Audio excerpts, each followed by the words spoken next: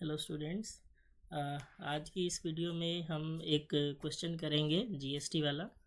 और जैसा कि मेरी जो पिछली वीडियोस हैं उसमें भी मैंने आपको जीएसटी और विदाउट जीएसटी क्वेश्चन करा रखा है। बट वो वीडियोस जो हैं वो लास्ट टाइम मार्च में मैंने बनाई थी। उस टाइम क्या था कि जो टेली का वर्जन था वो पुराना था, टेली प्राइम। अभी जो टेली प्राइम लेटेस्ट है तो उसमें कुछ चेंजेस आए हैं, चेंजेस इन इंटरफेस, कुछ फीचर ऑप्शन में चेंजेस आए हैं। तो उस वजह से आप में से कई बच्चों का जो जीएसटी का अमाउंट है वो ऑटोमेटिकली कैलकुलेट नहीं हो पा रहा था।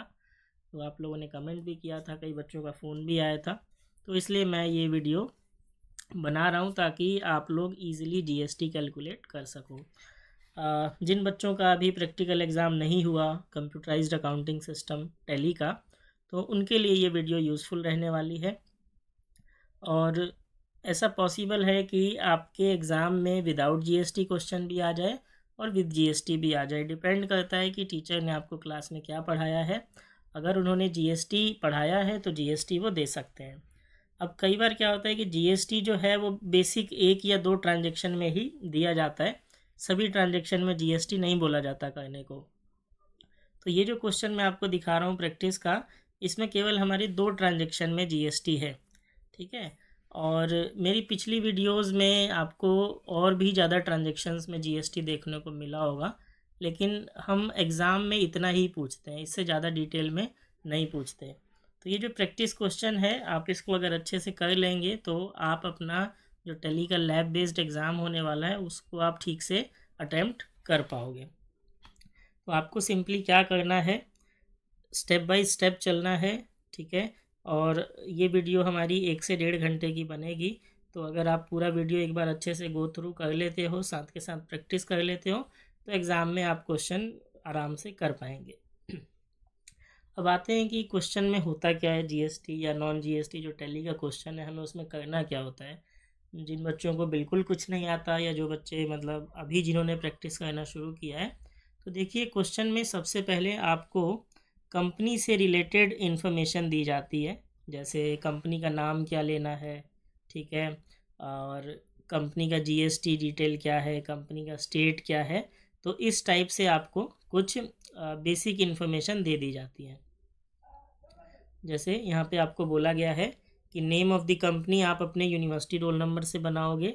एड्रेस जो आपका होगा वो आपका खुद का एड्रेस आपको डालना है। फ़ोन नंबर, मोबाइल नंबर में आप अपना फ़ोन नंबर डाल सकते हैं। ईमेल आईडी में आप अपना ईमेल आईडी डाल सकते हैं। आगे आपको दिया गया है that business is registered organisation for GST with an office in Delhi. तो आपका रजिस्टर्ड ऑफिस दिल्ली में है।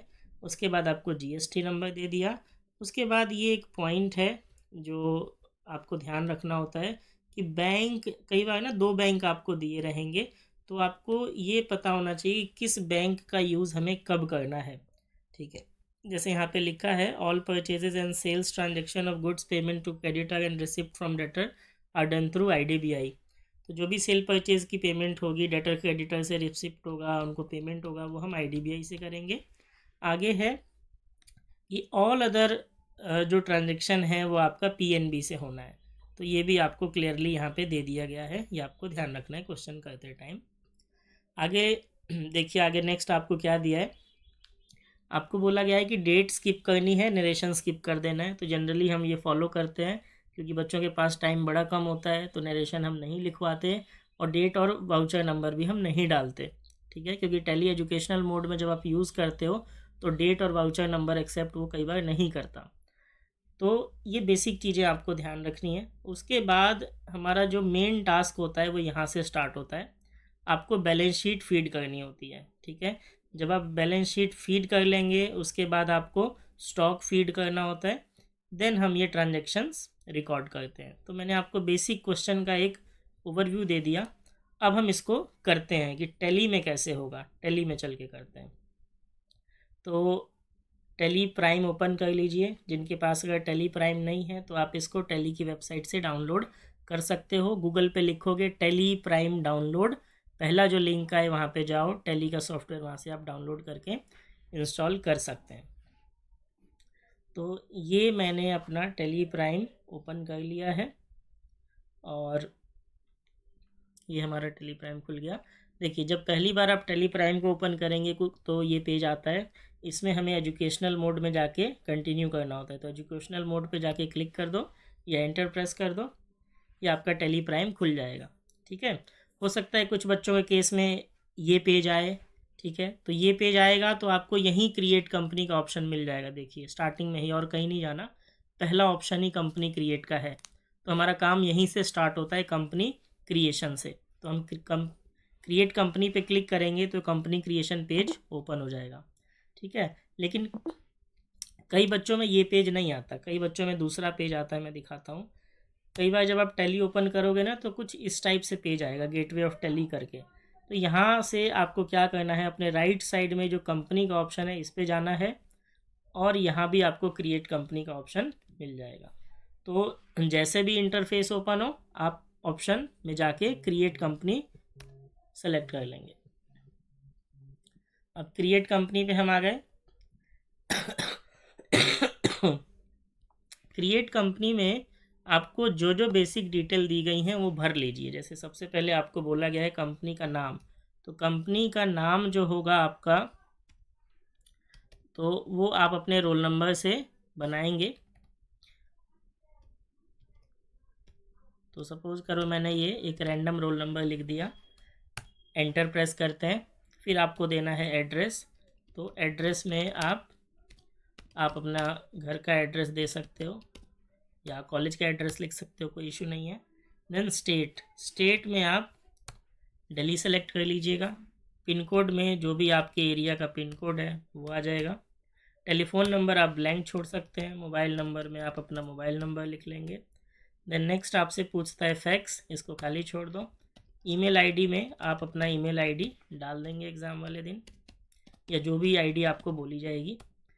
इसके बाद आपको कुछ चेंज नहीं करना होता। ये कुछ बेसिक चीज़ें हैं, जैसे कंपनी का name, address, state, pin code, mobile number, email ID, इतना डालना है। उसके बाद हमें कुछ नहीं करना, इसको सेव कर लेना है। सेव करने के लिए दो ऑप्शन है, एंटर प्रेस करते रहिए जब तक सेव हो जाए, या फिर कंट्रोल ए, शॉर्टकट होता है कंट्रोल ए। कंट्रोल और ए दबाओगे तो ये पेज सेव हो गया। अब जब ये पेज सेव होता है तो ये एक और पेज खुलेगा, इसको बोला जाता है कंपनी फीचर एंड ऑप्शन। ठीक है, यहाँ पे आपको डिफरेंट ऑप्शंस और डिफरेंट फीचर्स मिलेंगे। अच्छा, कई बार ये इस टाइप से नहीं आएगा, कई बार ये छोटे फॉर्म में आएगा। जैसे मैं करके आपको दिखाता हूँ। कई बार ये कुछ ऐसा आएगा कंडेंस फॉर्म में। तो आपको क्या करना है, इसको डिटेल कर लेना है। कैसे डिटेल होगा, ये देखिए शो मोर फीचर है, इस पे जाओ और यहाँ यस सेलेक्ट कर लो। फिर शो ऑल फीचर पे जाओ, यस सेलेक्ट कर लो। अब ये पूरा पेज खुल गया। अब यहाँ पे बच्चे कुछ ना कुछ गलती करते हैं। यहाँ पे आपको एक दो चीज़ों का ध्यान रखना है जिससे आपका टाइम बचेगा पेपर करते समय। जैसे ये जो ऑप्शन है एनेबल बिल वाइज एंट्री, ये बच्चे नो करना भूल जाते हैं। होता क्या है कि इससे बार बार जब भी आप वाउचर डालोगे तो और एडिशनल डिटेल मांगता है कि ये सेल आपने किससे की, ये परचेज़ आपने किससे की, ये पेमेंट किसको कर रहे हो। तो बिल वाइज डिटेल मांगता है, तो इसको नो कर देना स्टार्टिंग में, ताकि आपका टाइम बचे। उसके बाद ये इन्वेंट्री में दो ऑप्शन होते हैं, मेंटेन इन्वेंट्री और इंटीग्रेट अकाउंट विद इन्वेंट्री। ये चेक कर लेना कि दोनों आपका यस होना चाहिए। अगर इनमें से एक भी नो है तो दिक्कत होगी। जैसे मान लो ये नो है अगर इन्वेंट्री मेंटेन वाला पॉइंट, तो आप इन्वेंट्री लेजर नहीं बना पाओगे। अगर ये वाला नो सेट हो रखा है तो आपका स्टॉक शो नहीं होगा बैलेंस शीट में। ठीक है, उसके बाद ये सेकेंड लास्ट ऑप्शन, ये भी बड़ा इंपॉर्टेंट है। आपके क्वेश्चन में एक होता है transaction related to trade discount, तो उसके लिए हमें डिस्काउंट कॉलम चाहिए होता है वाउचर में, वो यहाँ से आएगा। अगर आप इसको यस कर देंगे तो डिस्काउंट कॉलम दिखेगा, अगर ये नो कर दोगे तो डिस्काउंट कॉलम नहीं दिखेगा। ये क्वेश्चन करते टाइम मैं आपको दिखाऊंगा। आगे बढ़ते हैं। जीएसटी वाले क्वेश्चन में हम जीएसटी को यस रखते हैं, विदाउट जीएसटी में नो रखते हैं। ठीक है, तो अभी हमने यस किया हुआ है क्योंकि जीएसटी का क्वेश्चन है। यहाँ पे यस करने के बाद जस्ट एंटर प्रेस करो तो एक और पेज खुलेगा जिसको जीएसटी डिटेल पेज बोलते हैं। यहाँ पे आपको कुछ चीज़ें फिल करनी हो, बड़े ध्यान से फिल करनी है। जैसे स्टेट में, जो क्वेश्चन में स्टेट आपका दिया है कंपनी का, वो आएगा। जैसे दिल्ली दिया है तो हमने दिल्ली लिखा। देन आपसे पूछता है रजिस्ट्रेशन टाइप, रजिस्ट्रेशन टाइप में हम रेगुलर रखेंगे। देन आपसे पूछता है एसएससी ऑफ अदर टेरिटरी, तो नो कर दो। देन जीएसटिन, आपकी फॉर्म का जीएसटिन मांग रहा है, तो ये आप क्वेश्चन में से यहाँ पे देख के भर देंगे। मेरे पास कॉपी करने का ऑप्शन है तो मैं कॉपी कर लेता हूँ। मैंने कॉपी कर लिया। अब देखो कई बच्चे यहाँ रुक जाते हैं कि वार्निंग आ गई, तो रुकना नहीं है। ये जीएसटी नंबर जो है ना, ये हाइपोथेटिकल है, हमने बनाया हुआ है। आप कह सकते हो कि ये रियल जीएसटी नहीं है, तो ये वार्निंग आती है। आप एक बार और एंटर प्रेस कर दो, आगे बढ़ जाओगे। देन पीरियोडिसिटी ऑफ GSTR1, इसमें आप दोनों में से कोई भी ऑप्शन ले सकते हैं, मंथली या क्वार्टरली, कोई दिक्कत नहीं है। हम अभी के लिए क्वार्टरली ले लेते हैं। ई इनवॉइसेज एप्लीकेबल, इसको नो रखना। अगेन ई वे बिल को नो रखना, क्योंकि अगर आप ई वे बिल को यस रखेंगे तो बार बार जब आप सेल परचेज का लेजर बनाओगे, सॉरी वाउचर बनाओगे, तो ई वे बिल जनरेट होगा, उससे टाइम वेस्ट होता है, तो आपको उसको नो कर देना है। अब ये कह रहा है एक्सेप्ट करने के लिए, एंटर दबा दो, एक्सेप्ट हो गया। अब वापस से आप कंपनी फीचर पेज पे आ गए। अब इसको भी हमें सेव कर लेना है Ctrl+A से। तो आप देख सकते हैं कि मेरी कंपनी जो है वो बन गई। ठीक है, तो एक छोटा सा स्टेप हमारा पूरा हो गया कंपनी क्रिएशन का। अब क्वेश्चन पे वापस आते हैं। देखो हमारा जो अगला स्टेप होता है वो होता है मेन इस बैलेंस शीट को फीड करना। ठीक है, ये बैलेंस शीट क्या है, ये हमारा ओपनिंग बैलेंस है। ठीक है, तो 1 बाय 1 हम इन सभी लेजर्स को फीड करेंगे, और कोशिश करना कि एक बार में एक साइड को फीड करो। ऐसा ना कि कैपिटल डाल दिया, फिर लैंड एंड बिल्डिंग डाल दी, फिर यहाँ से एक डाल दिया, ऐसे नहीं। स्टेप वाइज स्टेप चलेंगे। पहले लाइबिलिटी को फीड करेंगे, फिर असेट्स को फीड करेंगे। एक और इम्पॉर्टेंट बात, टैली में हमेशा हमारे पास 2 लेजर पहले से अवेलेबल रहते हैं। जैसे मैं आपको अगर दिखाऊं तो कैश और पीएल पहले से बन के आता है, तो आप ये क्रिएट नहीं करेंगे। ठीक है, मैं यहाँ पे मार्क कर देता हूँ, कैश और पीएल हम टैली में क्रिएट नहीं करेंगे, क्योंकि ये पहले से हमारे पास रहता है। ठीक है, ये 2 हम नहीं बनाएंगे, इसको हम ऑल्टर करके बैलेंस इसका फीड करेंगे। दूसरी इम्पॉर्टेंट बात, ये जो स्टॉक है आपका, इसको भी हम लेजर के फॉर्म में नहीं डालेंगे, इसको हम अलग से स्टॉक क्रिएट करेंगे। हमारे पास एक ऑप्शन होता है स्टॉक क्रिएशन का, इन्वेंट्री क्रिएशन का, तो वहाँ से करेंगे। तो याद रखिए कि जब आप ये बैलेंस शीट फीड करोगे तो ये 3 चीज़ों को छोड़ दोगे, बिल्कुल छोड़ दोगे। आप profit and loss and cash को अलग से जाके डाल देंगे। ठीक है, अब आते हैं लेजर पे कि लेजर कैसे बनाएं। तो लेजर बनाने के 2 तरीके हैं। पहला, आप सिंगल क्रिएशन से लेजर बना सकते हो। सिंगल क्रिएशन मतलब ये जो क्रिएट की कमांड है, इस पे गए, लेजर पे क्लिक किया तो लेजर क्रिएशन ओपन हो गया। इसको बोलते हैं सिंगल क्रिएशन। यहाँ पे एक बार में आप एक लेजर बना पाओगे। एक हमारे पास ऑप्शन होता है मल्टी क्रिएट का। मल्टी क्रिएट आपको मिलता है चार्ट ऑफ अकाउंट में। यहाँ पे चार्ट ऑफ अकाउंट में जाइए, फिर लेजर पे क्लिक कीजिए, फिर आपको राइट साइड में एक ऑप्शन दिखेगा, ये जहाँ मेरा कर्सर है मल्टी मास्टर, इस पर क्लिक कीजिए और मल्टी क्रिएट पे क्लिक कर दीजिए। यहाँ पे ऑल आइटम को चुन लेंगे और यहाँ पे 1 बाय 1 नाम टाइप करते जाएंगे। तो ये आपका एक ऑप्शन है लेजर बनाने के, ये 2 ऑप्शन है। तो अब हमें बचाना है अपना टाइम। तो टाइम बचाने के लिए हम क्या करेंगे कि एट ए टाइम सारे लेजर बना लेंगे। तो उसके लिए हम गए चार्ट ऑफ अकाउंट में, फिर हमने सेलेक्ट किया लेजर, फिर हम गए मल्टी मास्टर। अब मल्टी मास्टर को आप क्लिक करके भी ओपन कर सकते हो या शॉर्टकट भी यूज़ कर सकते हो। इसका शॉर्टकट होता है Alt+H। तो Alt+H जैसे ही मैं करूँगा, ये मल्टी मास्टर के ऑप्शन आ गए, यहाँ पे मल्टी क्रिएट में चले गए। अब यहाँ हम क्या करेंगे, 1 बाय 1 सारे नाम टाइप कर लेंगे, स्टार्टिंग विद लाइबिलिटीज़। जैसे सबसे पहले मेरा है कैपिटल, तो कैपिटल किस ग्रुप में चला जाएगा, कैपिटल अकाउंट में। इसका बैलेंस है 21 लाख, तो ये 21 लाख लिख लिया। नेक्स्ट आपका है रिजर्व्स, 7,50,000, तो रिजर्व्स आ गया, ये चला जाएगा रिजर्व एंड सरप्लस में 7,50,000। देन थर्ड आइटम पीएल, ये हमें नहीं लेना। देन नेक्स्ट है डिवेंचर्स। डिवेंचर्स आप सिक्योर्ड अनसिक्योर्ड जिसमें चाहे उसमें डाल सकते हैं। अगर मेंशन नहीं है, यहाँ पे मेंशन है अनसिक्योर्ड, तो हम इसको अनसिक्योर्ड में डालेंगे। डिवेंचर का बैलेंस है 8 लाख रुपए, तो ये आ गया 8 लाख। नेक्स्ट है हमारा लोन फ्रॉम प्रमोटर 250, तो loan from promoters under group, ये आप डाल देंगे लोन एंड लाइबिलिटी में। ये है आपका 2,50,000। ये ग्रुपिंग बड़ी इंपॉर्टेंट है, ग्रुपिंग आपको ध्यान से करनी है। Then provision for tax 3 lakh. अगला लेजर है हमारा प्रोविजन फॉर टैक्स, ये चला जाएगा प्रोविजंस में, ये आ गया 3 लाख। देन नेक्स्ट है बिल्स पेबल 6/20/150। बिल्स पेबल ये आपका चला जाएगा, बिल्स पेबल करेंट लाइबिलिटी होता है 6/20/150। नेक्स्ट देखिए क्या है, सन्ड्री क्रेडिटर। अब सन्ड्री क्रेडिटर का हमें यहाँ पे एग्रीगेट अमाउंट दिया है, ठीक है। आपको एक चीज़ का ध्यान रखना है कि हम यहाँ से नहीं डालेंगे सन्ड्री क्रेडिटर का बैलेंस, क्योंकि एग्रीगेट है। हमें ना एक टेबल दी हुई है छोटी सी, यहाँ वाली टेबल का यूज़ हम करेंगे। Instead of entering the aggregate amount we will create separate ledger for parties. हम एक लेजर बना लेंगे अलग अलग पार्टीज़ का। तो ये कैसे होगा देखते हैं। हमारे पास ये 4 पार्टीज़ हैं, तो हम चारों का लेजर बना लेंगे। जैसे सबसे पहले कोमल है, कोमल सेलेक्ट किया, कोमल को ले जाएंगे सन्ड्री क्रेडिटर्स में, और कोमल का बैलेंस है 35,000, तो ये आ जाएगा 35,000। याद रखिएगा ये जो है क्रेडिटर्स, ये सन्ड्री क्रेडिटर ग्रुप में जाएंगे। अगर गलती से आपने करंट लाइबिलिटी में डाल दिया तो वाउचर जब आप एंटर करोगे सेल परचेज का, तो ये नाम शो नहीं होगा, तो इसका ध्यान रखना। क्रेडिटर को क्रेडिटर में, डेटर को डेटर में डालना है। चलिए अगला है रुचि 20,500, तो रुचि सेलेक्ट किया, रुचि को भी क्रेडिटर्स 20,500।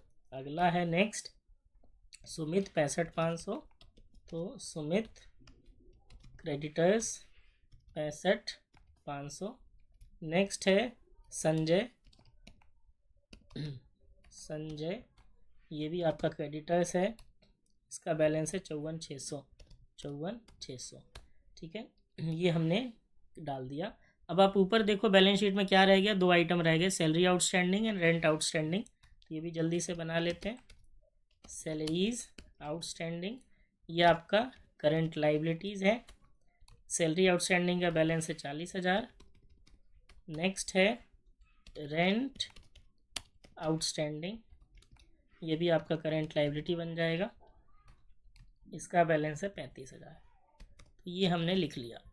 अब एक चीज़ का ध्यान रखिएगा कि जब आप ये लाइबिलिटी साइड कंप्लीट कर लो, तो please make sure that you have entered all the amounts correctly, क्योंकि कई बार टैली में ना ज़ीरो कम ज़्यादा लग जाता है, ठीक है, तो उससे आपका बैलेंस मैच नहीं होगा, फिर आगे की दिक्कत आएगी। तो 30 सेकंड भी नहीं लगेंगे, आपको क्रॉस चेक कर लेना है। जैसे कैपिटल 21 था तो 21 आ गया, रिजर्व 750, डिवेंचर 8 बिल्कुल ठीक है, loan from promoter 250, provision for tax 3 lakh, then 6/20/150, then ये पार्टी वाइज था 35, 25, 500, 65, 500, 54, 600, then bills receive salary outstanding and rent outstanding 40 and 35। तो हमने बिल्कुल सही टाइप किया है।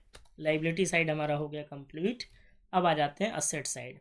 असेट साइड में जैसे मैंने आपको बताया था, स्टॉक और कैश इन हैंड नहीं डालेंगे, तो इसको छोड़ के बाकी चीज़ें फीड करते हैं। जैसे सबसे पहले है लैंड एंड बिल्डिंग, तो लैंड एंड बिल्डिंग डाल देंगे, ये आपका चला जाएगा फिक्स्ड असेट्स में, इसकी वैल्यू है 8 लाख।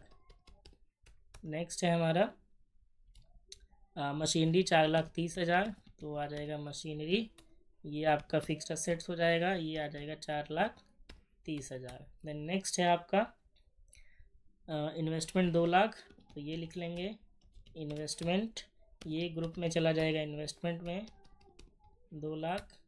देन नेक्स्ट है आपका स्टॉक, स्टॉक नहीं डालना, डेटर पे आ जाओ। डेटर का अगेन हम इंडिविजुअल बैलेंस डालेंगे, ये एग्रीगेट नहीं लिखेंगे। डेटर की टेबल ये है हमारे पास, यहाँ से इसको लिखेंगे। जैसे सबसे पहला जो डेटर है हमारा वो प्रेरणा है, तो इसको डालेंगे सन्ड्री डेटर में, बैलेंस इसका 79,000। Then next is Yogesh 62, Yogesh ये भी आपका डेटर हो जाएगा, इसका balance 62,000। Then next is Hina 45, Hina debtors ये आपका आ गया 45। Then next we have Ravi 41, तो रवि लिखा, इसको भी डाल दिया डेटर्स में, ये आ गया 41,000, ठीक है। डेटर कंप्लीट हो गया। Then come to the next item which is bills receivable, so press enter and type bills receivable, ठीक है। ये आपका करेंट असेट हो गया। करेंट असेट में इसकी वैल्यू है 70,000। Then next is IDBI bank.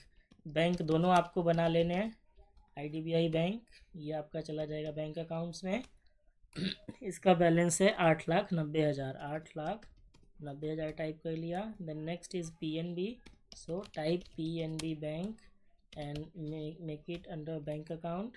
Then amount is 7,50,000। Then next is cash in hand, जिसको हमें इग्नोर करना है। And the last item is prepaid insurance. So we will type prepaid insurance. और ये आपका करेंट असेट होता है। करेंट असेट सेलेक्ट कर लिया 10,000।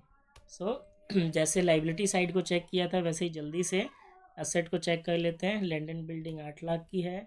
मशीनरी 430 की हो गई। इन्वेस्टमेंट 2 लाख। देन डेटर्स आपके इंडिविजुअल आ गए। BR हमारा 70,000 हो गया। BR 70,000 हो गया। Bank account 890,750। देन ये आपका 10,000 का प्रीपेड इंश्योरेंस। तो आप देख सकते हैं कि बैलेंस शीट हमने फीड कर ली। 3 चीज़ें छोड़ दी, profit and loss, stock and cash in hand. तो इसको अब हमें कर लेना है सेव। कंट्रोल ऐसे इसको कर लेंगे सेव।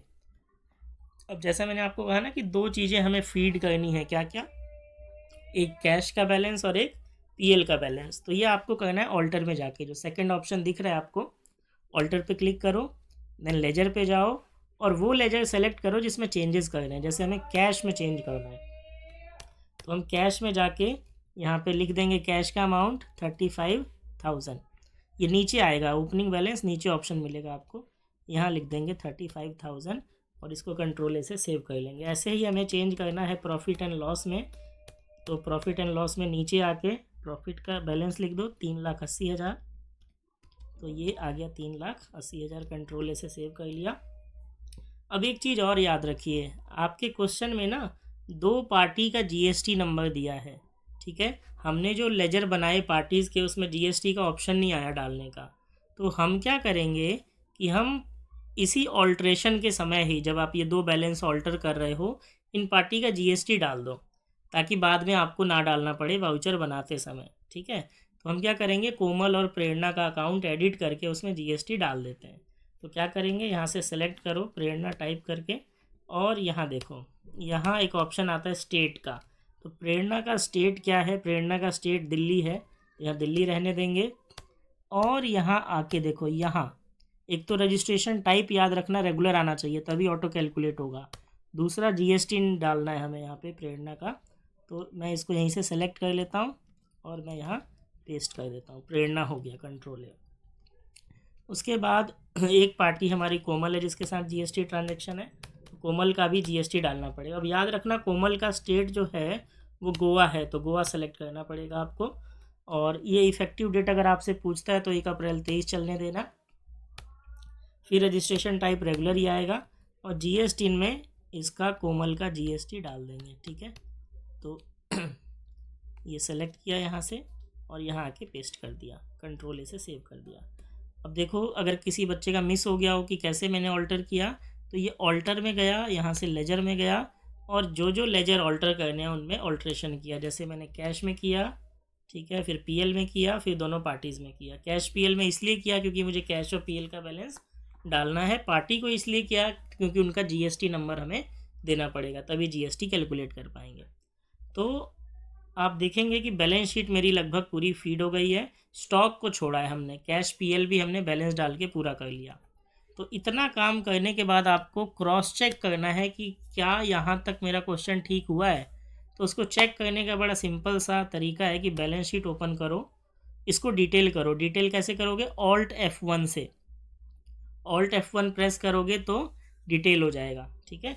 अब यहाँ पे आपका ये जो पॉइंट है ना, डिफरेंस इन ओपनिंग बैलेंस, ये मैच होना चाहिए किससे, स्टॉक से, क्योंकि अभी तक हमने स्टॉक फीड नहीं किया।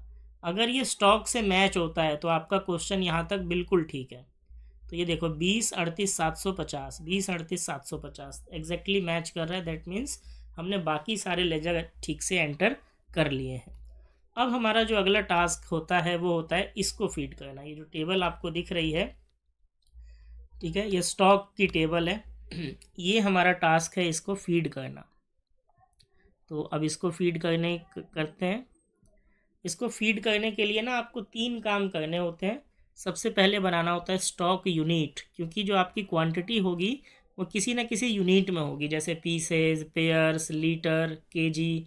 तो सबसे पहले आपको यूनिट बनाना पड़ेगा।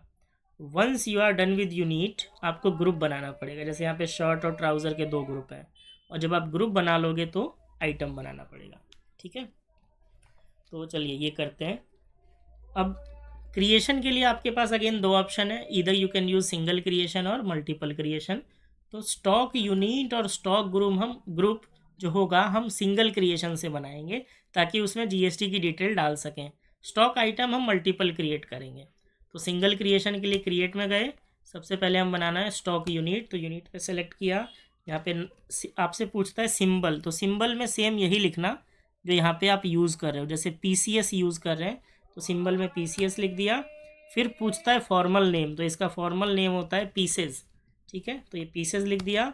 यूक्यूसी को नॉट एप्लीकेबल कर देना, डेसिमल प्लेसेस 0 रहने देना, कंट्रोल ए से सेव। स्टॉक यूनिट बन गया। एक बार जब यूनिट बन गया तो यहीं से आप ग्रुप बनाओगे। तो ग्रुप पे जाके क्लिक कर दो, ये स्टॉक ग्रुप क्रिएशन का ऑप्शन आ गया। अब यहाँ पे हमें क्या करना है, जो ग्रुप है उसके नाम देने। जैसे एक शर्ट का ग्रुप है, एक ट्राउज़र का है, तो पहले शर्ट बना लेते हैं। शर्ट लिखो, देन अंडर प्राइमरी रहने देना, should quantity be added yes कर देना। ये मेन है जो मुझे इस वीडियो में आप लोगों को बताना था, क्योंकि पिछली वीडियो में जो पुरानी है ये ऑप्शन नहीं आता था। ठीक है, यहाँ आप लोग गलती करते हो, जिसकी वजह से जीएसटी आपका कैलकुलेट नहीं होता।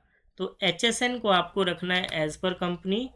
ठीक है, जीएसटी रेट को रखना है स्पेसिफाई हेयर पे, फिर टैक्सेबल, फिर यहाँ आ जाएगा आईजीएसटी का रेट 12%। हो सकता है आपके में ऐसा पेज ना आए, हो सकता है आपके में थोड़ा अलग आए। मैं दिखाता हूँ कैसा आ सकता है आपके में। मान लो आपके में ऐसा आया, देखो यहाँ पे क्या हुआ कि टैक्स रेट एक ही आ रहा है। तो भी आपको चिंता नहीं करनी, आपका ये ठीक है। ये 12% डाल दोगे तो क्वेश्चन आपका ठीक से हो जाएगा। अगर आपको ब्रेकअप देखना है जैसे पहले आ रहा था, तो उसके लिए सिंपली आपको जाना है कन्फिगर में। आपके राइट साइड में नीचे कन्फिगर है, इस पर क्लिक करो, और यहाँ एक ऑप्शन होता है provide breakup of tax rate, इसको जाके कर दो यस, और इसको कर दो कंट्रोल से सेव। तो ये ब्रेकअप आपको दिख जाएगा। ठीक है, तो अगर आपके में ब्रेकअप नहीं दिख रहा तो कन्फिग्रेशन से ब्रेकअप दिखा सकते हो। और ये चीज़ हम हर बार करेंगे, जब भी स्टॉक ग्रुप बनाओगे तो यही आपको याद रखना है। या कोई भी लेजर बनाओगे जिसमें आपको जीएसटी यूज़ करना है, तो ये 2 चीज़ें बार बार आपसे पूछेगा, एचएसएन और जीएसटी। एचएसएन रखेंगे एज पर कंपनी, जीएसटी रखेंगे स्पेसिफाई हेयर पे। ठीक है, अब इसको कंट्रोल ए से सेव कर दो, एक ग्रुप बन गया। दूसरा ग्रुप है हमारा ट्राउज़र्स का, तो trousers under primary quantity yes, ये आ जाएगा एज पर कंपनी, और इसको कर देंगे स्पेसिफाई टैक्सेबल। ये आ गया 1266, कंट्रोल ए से सेव। तो हमने क्या किया, स्टॉक ग्रुप बना लिया, स्टॉक आइटम बना लिया। ठीक है, अब हमें बनाना है क्या, सॉरी, हमने स्टॉक यूनिट बना लिया है, ग्रुप बना लिया, अब हमें बनाना है आइटम। ठीक है, अब क्वेश्चन में आप देखोगे तो ये आइटम है मेरे पास, cotton shirt, woollen shirt, terrycot. बच्चे कई बार एग्ज़ाम में कंफ्यूज हो जाते हैं कि ग्रुप कौन सा है, आइटम कौन सा है। तो क्लियरली लिखा है, देखो ये ग्रुप हैं 2 और ये है आइटम्स। तो आइटम्स हम बनाएंगे with the help of multiple creation.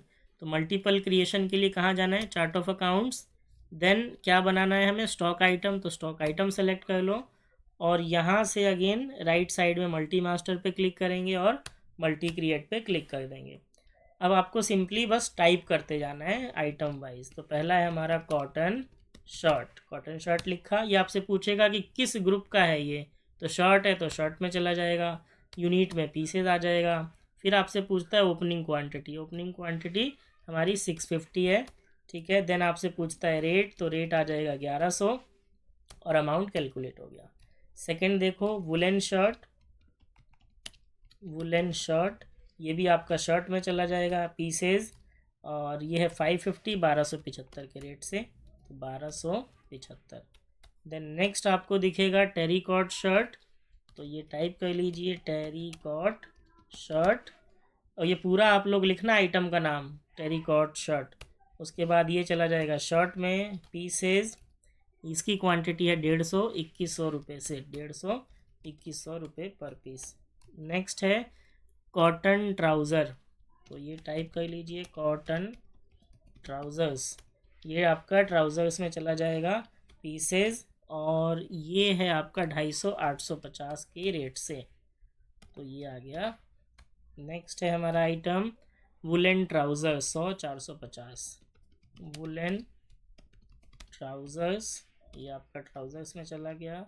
यहाँ पीसेज 100, 450, ये 45,000 आ गया। लास्ट है आपका टेरिकॉट ट्राउज़र 100, 500 टेरिकॉट ट्राउज़र्स, ये भी आपका ट्राउज़र्स में चला जाएगा पीसेज, ये 100 है और इसका रेट है 500। ठीक है, तो जैसे अगेन आपने ये बनाया 6 आइटम्स, तो इनका भी सम एक बार वेरीफाई कर लेना, ये जो अमाउंट है कि इसमें कोई गलती तो नहीं हो गई। जैसे पहला 7 15 है, फिर 7 1 250, फिर 3 15, फिर 2 12 500, फिर 45 और 50, तो बिल्कुल ठीक है। कंट्रोल से इसको सेव कर लो। अब आके चलते हैं बैलेंस शीट पे, यहाँ पे क्लिक करते हैं और डिटेल करते हैं। तो देखो अब मेरा जो डिफरेंस आ रहा था वो गायब हो गया। दूसरा जो क्लोजिंग स्टॉक है, जो क्लोजिंग के नाम से आ रहा है एक्चुअल में ये हमारा स्टॉक है, तो ये 20,38,750 20,38,750 ये एकदम मैच कर रहा है यहाँ से। तो आपका क्वेश्चन यहाँ तक ठीक होगा, ये कैसे पता चलेगा? ये इससे आपका ये जो बैलेंस है ये यहाँ से मैच होना चाहिए, 54,50 750 ये मैच हो रहा है। दूसरा पॉइंट, कोई भी डिफरेंस नहीं आना चाहिए दोनों साइड। अगर कहीं पे लिखा है डिफरेंस इन बैलेंस इधर दिस साइड और दिस साइड, तो कुछ ना कुछ गड़बड़ हुई है। अब गड़बड़ को कैसे चेक करना है वो समझो। आपने अगर कोई गलती कर दी है तो आपको बैलेंस शीट से ही देखना पड़ेगा। आप क्या करेंगे, 1 बाई 1 क्वेश्चन से अमाउंट मैच कर लेंगे ये सारे, और जिस अमाउंट में गलती हो उसको जाकर ठीक कर दो। कैसे ठीक करोगे? हमारे पास एक ऑल्टर का ऑप्शन होता है, इसमें गए लेजर में गए, जिस लेजर में गलती है उसको ठीक कर सकते हो। तो यहाँ पे हमारा क्वेश्चन का आप ये कहो कि 70% काम पूरा हो जाता है। बैलेंस शीट एंटर हो गई, डेटर के एडिटर एंटर हो गए, स्टॉक एंटर हो गया, और बैलेंस शीट हमारी मैच भी हो गई ओपनिंग बैलेंस से। अब जो हमारा मेन, आप कह लो कि जो मेन पार्ट होता है टैली का, वो होता है ट्रांजैक्शन को रिकॉर्ड करना। ठीक है, ये हमें बड़े ध्यान से करना होता है, वाउचर को ध्यान से चुनना होता है। ट्रांजैक्शन इस क्वेश्चन में 13 है, हो सकता है आपके एग्ज़ाम में 15 आ जाए। होता क्या है कि सेल परचेज़ मैंने इसमें 2-3 ही डालनी है, सेल परचेज़ की एंट्री ज़्यादा हो सकती हैं, तो किसी कॉलेज में 10 ट्रांजैक्शन भी दी जा सकती हैं, कहीं पे 15 भी दी जा सकती हैं। मैक्सिमम आपसे 15 ट्रांजैक्शन पूछी जाएंगी। इस क्वेश्चन का जो लेवल है, इससे हाई लेवल का क्वेश्चन शायद ही कोई बनाए, तो ये अपने आप में अच्छा क्वेश्चन है। कई कॉलेजेस में सिमिलर टाइप के क्वेश्चन आपको देखने को मिलेंगे। तो इसको हम 1 बाई 1 इन ट्रांजैक्शन को करते हैं। अब ट्रांजैक्शन को स्टार्ट करने से पहले एक छोटी सी चीज़ आपको याद रखनी है कि हमें ना जीएसटी का जब वाउचर बनाएंगे, आपको दिख रहा होगा कि हमारे 2 ट्रांजैक्शन में ना जीएसटी है, जैसे एक परचेज़ में है और एक सेल में है। तो आप जीएसटी की ट्रांजैक्शन जब करोगे तो आपको ना जीएसटी के लेजर चाहिए होंगे, जैसे आईजीएसटी, सीजीएसटी एंड एसजीएसटी। तो ये लेजर आप एट दैट टाइम भी बना सकते हो वाउचर डालते समय, या फिर आप इसको पहले से बना लो। मैं सजेस्ट करूँगा कि आप इसको पहले से बना लो, ताकि उस टाइम आपको बनाने में प्रॉब्लम ना हो।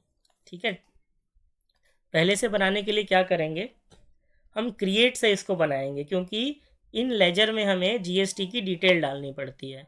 तो हम 3 लेजर बनाएंगे, आप इसको कहीं लिख सकते हैं। एक हम बनाएंगे आईजीएसटी, एक बनाएंगे सीजीएसटी और एक एसजीएसटी। ये क्यों बना रहे हैं, लॉजिक समझो। अगर आपको जीएसटी का थोड़ा भी बेसिक पता है, तो हमारे पास 2 टाइप की सेल परचेज होती हैं। एक होता है विद इन स्टेट और एक होता है आउटसाइड स्टेट। अगर सेम स्टेट में ट्रांजैक्शन होती है तो उस पर लगता है 2 टाइप का टैक्स, एक लगता है सीजीएसटी और एक लगता है एसजीएसटी। अगर एक स्टेट से दूसरे स्टेट में सेल होती है तो वहाँ पे एक ही टैक्स लगता है जिसको बोला जाता है IGST। ठीक है, तो हमें ये 3 लेजर बनाने पड़ेंगे क्योंकि एक ट्रांजेक्शन हमारी विद इन दिल्ली है और एक दिल्ली के बाहर है। तो लेजर कैसे बनाएंगे, क्रिएट पे गए, लेजर पे गए, नाम दो इसका IGST। ठीक है, अब ये किस में जाएगा, तो ये जाएगा ड्यूटीज़ एंड टैक्सेस में। अब ड्यूटी एंड टैक्सेस में जाने के बाद इसको हमें GST में ले जाना है। फिर यहाँ से पूछता है कि किस टाइप का टैक्स है आपका, ये तो हमने जो ऊपर लिखा है वही सेलेक्ट करेंगे IGST। फिर पूछता है कि क्या रेट यूज़ करना है, तो 12 यूज़ करना है। फिर पूछता है कि राउंडिंग ऑफ कैसी लगानी है, तो नॉर्मल लगानी है। तो ये स्क्रीन का आप स्क्रीनशॉट ले लेना। अगर ये ठीक से आपने बना दिया तो GST आपका ऑटोमेटिकली कैलकुलेट हो जाएगा। ठीक है, क्या ध्यान रखना है, नाम IGST देना है, टाइप ऑफ ड्यूटी में GST सेलेक्ट करना है, under group duty and taxes, type of tax में IGST और percentage calculation 12, rounding off normal. इसको कर दो कंट्रोल ए से सेव। एक हमें बनाना होता है SGST, तो SGST लिखा, ड्यूटी एंड टैक्सेस, यहाँ पे GST, यहाँ पे SGST। अब देखो जब IGST लगता है तो सिंगल टैक्स होता है इसलिए वो 12% लगता है। जब 2 टैक्स में डिवाइड होता है तो 6 और 6 हो जाता है, तो SGST भी 6 रहता है और CGST भी 6 हो जाएगा आपका। तो यहाँ हम 6 लिखेंगे, 12 आपको नहीं लिखना। नॉर्मल राउंडिंग, कंट्रोल से सेव। अब हमें बनाना है CGST ड्यूटी एंड टैक्सेस, यहाँ पे GST आ जाएगा, यहाँ पे CGST, percentage calculation 6%, rounding normal, control से सेव। तो हमारे GST के लेजर बन गए। अब हम सीधा आते हैं वाउचर्स पे, वाउचर्स पे चलते हैं। अब वाउचर्स में कई सारे वाउचर्स हैं आपके पास, सेल, परचेज, रिसिप्ट। इसका बेसिक पुरानी वीडियोस में है तो मैं ज़्यादा बेसिक पे नहीं जाऊंगा। बस आपको एक चीज़ का ध्यान रखना है कि जो वाउचर बनाना है जो क्वेश्चन में है वो यहाँ से सेलेक्ट कर लेना। बच्चे कई बार ना सेलेक्ट नहीं करते और यहाँ टाइप करते रहते हैं, सेव नहीं होता उनका, समझ नहीं आता क्या करना है। तो क्वेश्चन में देखो जो ट्रांजेक्शन कर रहे हो, जैसे ये परचेज़ है तो यहाँ परचेज़ पहले ही सेलेक्ट कर लो। ठीक है, तो हम पहला ट्रांजेक्शन करेंगे परचेज़ का। यहाँ पे आपको एक चीज़ का ध्यान रखना है, सप्लायर इनवॉइस और डेट आपका ब्लैंक आएगा, खाली छोड़ेंगे। ठीक है, अच्छा एक इम्पॉर्टेंट बात और, जिन बच्चों के कॉलेज में पुराना लैपटॉप होगा बाई चांस, उनका एक एरर आ सकता है। जब हम इस वाउचर को सेव करते हैं ना तो वाउचर की डेट का एरर बताता है हमें। तो उस एरर को ठीक करने के लिए आप कहीं पे लिख सकते हैं। मैं बता रहा हूँ आपको, 2 काम करने हैं आपको। पहले तो आपको फाइनेंशियल ईयर चेक कर लेना है कि जिस टैली पे आप काम कर रहे हो वो किस फाइनेंशियल ईयर में वर्किंग है। ठीक है, तो उसके लिए शॉर्टकट होता है Alt F2। तो Alt F2 दबा के देख लेना कि पीरियड जो हो वो 1/4/23 से 31/3/24 होना चाहिए। तो ये ठीक है हमारा। दूसरा काम आपको करना है कि ये डेट चेक कर लेनी है कि 1 अप्रैल 23 होनी चाहिए। अगर ये 31 मार्च 23 है तो इसको भी आपको बदलना पड़ेगा। ये कैसे बदलेगा, F2 दबाओगे तो वाउचर की डेट आ जाएगी, यहाँ से आप इसको चेंज कर सकते हैं। तो ये अगर एरर आता है तो ध्यान रखना है, अदरवाइज़ आप इजीली बस ये डेट चेक करके आगे बढ़ सकते हैं। ये दोनों याद रखना, सप्लायर इनवॉइस और डेट में कुछ नहीं आएगा। तो नेक्स्ट आ जाएंगे। अब आपसे पूछता है कि पार्टी का नाम चुनो कि किसको आप परचेज़ कर रहे हो, किससे। तो परचेज़ है हमारी कोमल से, तो हम यहाँ पे कोमल सेलेक्ट कर लेंगे। अब जब आपने कोमल सेलेक्ट कर लिया तो आपसे पूछता है कि परचेज़ लेजर सेलेक्ट करो। तो परचेज़ लेजर हमने अभी नहीं बना रखा, तो हम यहाँ क्रिएट में जाके एक लेजर बना लेंगे। किस नाम से, परचेजेज अकाउंट के नाम से, और अंडर ग्रुप डाल देंगे इसको purchase account. Type of ledger not applicable, statutory not applicable, GST applicable रखना, HSN में एज पर कंपनी, और GST rates specify here, taxability में टैक्सेबल, IGST 12, CGST SGST अपने आप 6 आ जाएगा। फिर टाइप ऑफ सप्लाई में गुड्स कर देना याद से। इतना करने के बाद कंट्रोल ऐसे इसको सेव कर दो। अब आपसे ये पूछता है कि नेम ऑफ आइटम बताओ कि क्या आपने ख़रीदा। तो ये क्वेश्चन में दिया हुआ है टेरिकॉट ट्राउज़र, तो हम यहाँ पे सेलेक्ट कर लेंगे टेरिकॉट ट्राउज़र। कितना ख़रीदा, 150। और रेट नहीं दिया, आप बच्चे यहाँ पे कंफ्यूज हो जाते हैं कि रेट तो अपने आप आ गया, क्या करें। तो यहाँ कुछ नहीं करना, आपको एंटर करके अमाउंट पे आ जाओ सीधा। अमाउंट पे आके आपको ये अमाउंट लिखना है जो यहाँ दिया है 90,000, ये टाइप करो आप 90,000। जैसे ही आप 90,000 टाइप करोगे ये रेट अपने आप अपडेट हो गया। ठीक है, इतना एंटर मारा, फिर एक बार एंटर करो और यहाँ पे आप टाइप कर देना जो भी टैक्स लगने वाला हो। ठीक है, अब टैक्स कैसे डिसाइड होगा कि कौन सा लगेगा, मैं आपको बताता हूँ। एंटर करके हम यहाँ पे आए, आपको चेक कर लेना है कि ट्रांजैक्शन कहाँ की है।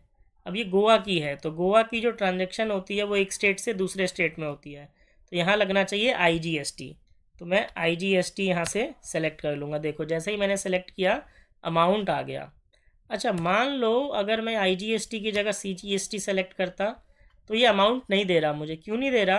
क्योंकि ये दिल्ली की ट्रांजैक्शन नहीं है, दिल्ली टू दिल्ली नहीं है, दिल्ली से बाहर की है। तो मतलब ये टैक्स गलत सेलेक्ट कर रहे हैं हम, इसलिए इसने अमाउंट नहीं दिया। यहाँ पे क्या आना चाहिए था? यहाँ आना चाहिए था IGST। जैसे ही मैंने IGST किया अमाउंट ऑटो कैलकुलेट हो गया। तो ये है आपके प्रॉब्लम का सॉल्यूशन। आपको जो लेजर बनाने हैं टैली के तीनों, सॉरी टैक्स के जो 3 लेजर बनेंगे CGST, IGST और SGST, उनमें स्टेप्स फॉलो करना जो मैंने दिखाए हैं। दूसरा, जब आप ग्रुप्स बनाओगे, इन्वेंट्री के ग्रुप बनाओगे, तो वहाँ भी वही स्टेप फॉलो करने हैं जो मैंने बताया। आपका ये टैक्स ऑटो कैलकुलेट हो जाएगा। फिर भी बाई चांस 1% मान लो, 1% से भी कम चांस है कि किसी का दिक्कत आए, ये अमाउंट नहीं आ रहा, तो क्या करना है? 90,000 का 12% निकाल के यहाँ पे लिख दो, सीधा सीधा कैलकुलेटर से लिख दो। यहाँ पे कैलकुलेटर आ जाता है, आपके कंप्यूटर में कैलकुलेटर का ऑप्शन होता है, आप उसको लिख सकते हैं। ठीक है, तो कंट्रोल से इसको कर देंगे सेव। अगला वाउचर है सेल टू प्रेरणा, तो हम जाके पहले ही सेल सेलेक्ट कर लेंगे। किसको सेल किया है? प्रेरणा को किया है जी। सेल्स लेजर कहाँ है? तो सेल्स लेजर तो बनाया नहीं, तो बना लेते हैं। ये आ गया सेल्स अकाउंट। ठीक है, इसको ले जाएंगे under group sales. Type of ledger not applicable, ये नॉट एप्लीकेबल, GST एप्लीकेबल, ये एज पर कंपनी, ये स्पेसिफाई, टैक्सेबल 1266, और यहाँ आके गुड्स को सेलेक्ट कर लेंगे, कंट्रोल से सेव। अब आपसे पूछता है नेम ऑफ द आइटम, तो वुलन ट्राउज़र हमने बेचा है, तो वुलन ट्राउज़र कितना बेचा है? तो 60 क्वांटिटी बेची है। रेट हमें नहीं पता, हम सीधा अमाउंट लिखेंगे 3,60,000 है ना, नहीं 336, सॉरी 3,36,000। ये आ गया। यहाँ पे इसको एंड कर दो। अब हमें यहाँ टैक्स सेलेक्ट करना है। देखो टैक्स कहाँ मिलेगा आपको? यहाँ पे अगर आप टाइप करोगे ना CGST IGST तो नहीं आएगा, क्योंकि यहाँ पे स्टॉक आइटम्स आता है। एक बार और नेक्स्ट करोगे तो आएगा ये टैक्स का ऑप्शन। अब देखो ये जो ट्रांजेक्शन है विद इन दिल्ली हुई है, तो हमें पता है कि 2 टैक्स लगेंगे, CGST और SGST। मान लो मैंने गलती से IGST लगा दिया तो कैलकुलेट नहीं कर रहा, क्योंकि गलत टैक्स लगा रहे हो आप। तो आप पहले करोगे सेलेक्ट CGST। देखो CGST सेलेक्ट करते ही आ गया, नेक्स्ट किया। अब हम लिखेंगे यहाँ SGST सेलेक्ट कर लिया, तो ये अमाउंट देखो दोनों आ गए ऑटो कैलकुलेट होके। कंट्रोल से इसको कर देंगे सेव। ठीक है, तो यहाँ तक सिंपल था, मतलब सिंपल इन द सेंस कि यहाँ तक आप इजीली कर पाओगे। अब इसके बाद की जो ट्रांजैक्शन है ये पुरानी वीडियोस में भी मैंने करा रखा है, तो अगर आपने वो देखा हुआ है तो आप इसको बहुत आसानी से कर लोगे। मैं फिर भी इनको करा रहा हूँ एक बार को। अगली ट्रांजैक्शन है हमारी सेल टू हिना, और ये विदाउट GST है, इस पर कोई टैक्स नहीं लगाना हमें, सिंपली हमें सेल दिखानी है। तो हम जाके सेल वाउचर सेलेक्ट कर लेंगे। यहाँ से पार्टी का नेम आ जाएगा हिना, सेल्स लेजर में सेल्स अकाउंट आ जाएगा। नेम ऑफ द आइटम में वुलन शर्ट है, तो वुलन शर्ट आ जाएगा। क्वांटिटी कितनी है? 100, और अमाउंट है 4 लाख। तो यहाँ 4 लाख लिख के इसको सेव कर दो। ठीक है, ये हो गया। अगली ट्रांजैक्शन देखिए क्या है, paid money to Komal in full settlement for transaction number 1 above. अब यहाँ बच्चे अटक जाते हैं, पता नहीं क्यों, उनको ये लाइन ही समझ नहीं आती कि फुल सेटलमेंट क्या है। तो फुल सेटलमेंट का मतलब है कि पार्टी को जो पैसा आपने देना था वो आपने सेटल कर लिया। कितने में सेटल कर लिया? 86,000 में। पार्टी को देना कितना था? देना था 90, 86 में आपने सलटा लिया, सेटल कर लिया, मतलब आपने 4,000 रुपये बचा लिए। तो इसकी जर्नल एंट्री क्या होगी? Party account debit to bank account to discount received. ठीक है, इसी को हमें टैली में करना है। अब तो टैली में कैसे करेंगे? इसको हम ले जाएंगे पेमेंट वाउचर में, पेमेंट में गए। अब पेमेंट वाउचर जब आप बनाओगे टैली में पहली बार, तो हो सकता है ये आपका ना सिंगल एंट्री में आए, कुछ इस टाइप से दिखे, ऐसा जो स्क्रीन है। तो आपको इसको डबल एंट्री में लाना है पहले। तो कहाँ से आएगा, ये चेंज मोड का ऑप्शन दिखेगा आपको अपने राइट साइड में, इस पर जाके इसको डबल एंट्री में कर दो पहले तो। दूसरा एक चीज़ और, आप जब पहली बार टैली करोगे तो दिखेगा ये जो है ना, ये 2 बाई दिखेगा आपको। जैसे ही आप डबल मोड पे जाओगे तो ये 2 और बाई के नाम से आता है। तो हमें डेबिट क्रेडिट चाहिए, तो हम क्या करेंगे, कन्फिग्रेशन में जाके इंश्योर करेंगे कि यहाँ पे यस होना चाहिए। पहले वाला जो ऑप्शन है ये यस पे होना चाहिए सेट। तो अगर ये यस पे सेट है तो यहाँ पे डेबिट क्रेडिट हमें दिखेगा। चलिए, जर्नल एंट्री क्या बताई थी, पार्टी अकाउंट डेबिट। किसको पैसा दे रहे हो आप, कोमल को। तो कोमल को सेलेक्ट करो।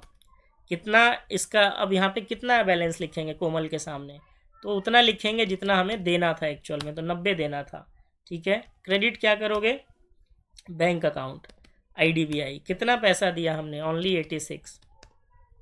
4000 हमने बचा लिए, तो 4000 आपका क्या हो जाएगा, डिस्काउंट रिसीव्ड। अब डिस्काउंट रिसीव्ड का पहले से वाउचर नहीं बना हुआ, सॉरी लेजर, तो लेजर बना लेंगे। क्रिएट में गए, इसको नाम देंगे discount received.